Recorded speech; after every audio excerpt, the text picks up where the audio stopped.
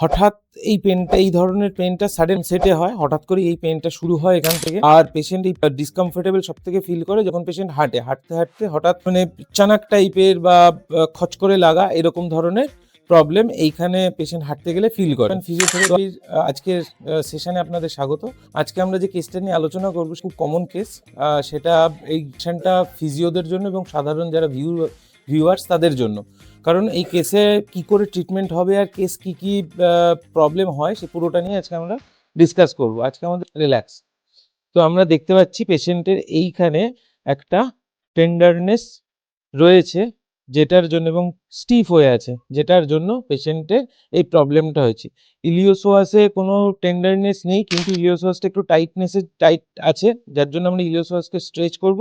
আর gluteus মিডিয়াসের যে এইখানে যে টেন্ডারনেসটা আছে সেই টেন্ডারনেসটাকে আমরা রিলিজ করব। গ্লুটিয়াস মিডিয়াসের টেন্ডারনেস রিলিজ করার জন্য আমরা স্ট্রোক দেব মায়োফেশিয়াল রিলিজ অরিজিন থেকে ইনসারশনের দিকে।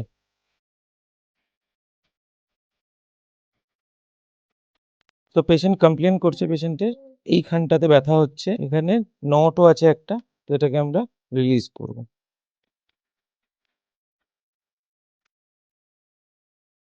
কাপ থেরাপির পর কাপ থেরাপিতে আমাদের এখানে মায়োফেশিয়াল রিলিজটা হয়ে গেছে, এবার এরপরে আমরা এখানে আল্ট্রাসাউন্ড করব।